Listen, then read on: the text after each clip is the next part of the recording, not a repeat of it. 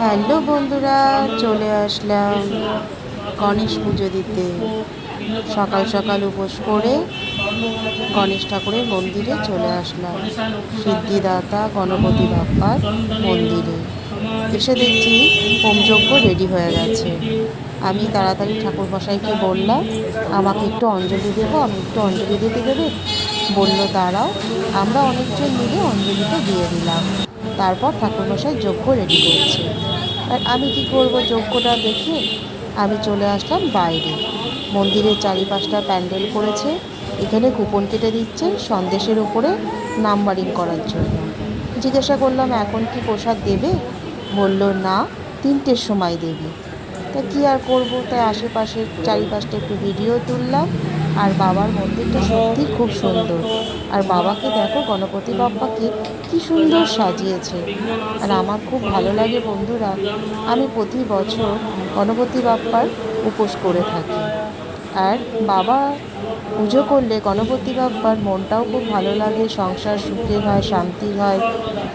তার জন্যই আমি গণপতি বাপ্পার পুজো করি। আমার ঘরে তো গণপতি বাপ্পা আছে, আমি ঘরে সাজিয়ে গুজিয়ে রেখে চলে আসলাম।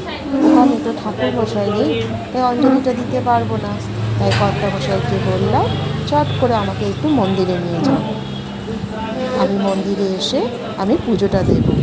তাই চলে আসলাম মন্দিরে। দেখলাম ভিড় হয়নি, অল্প ভিড় হয়েছে।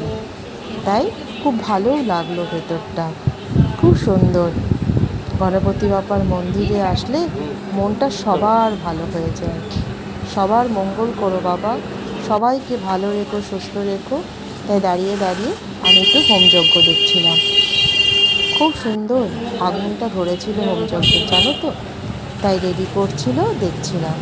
এই দাদাভাই কত কিছু দিচ্ছে ঠাকুরকে, খুব ভালো লাগলো। মনটা ভালো লাগলো যে পুজোটা মন দিয়ে দিতে পেরেছি, অঞ্জলিটাও সুন্দর করে দিয়েছি। এবার বাড়িও যাব। বাইরে আমার কর্তামশাই দাঁড়িয়ে রয়েছে, গিয়ে ঘরের ঠাকুরকে পুজো দেবো, তবে আমি উপোস ভাঙবো প্রসাদ খেয়ে। আজকের মতন টাটা। ভালো লাগলে একটু লাইক করে দিও, কমেন্ট করো। Bye bye.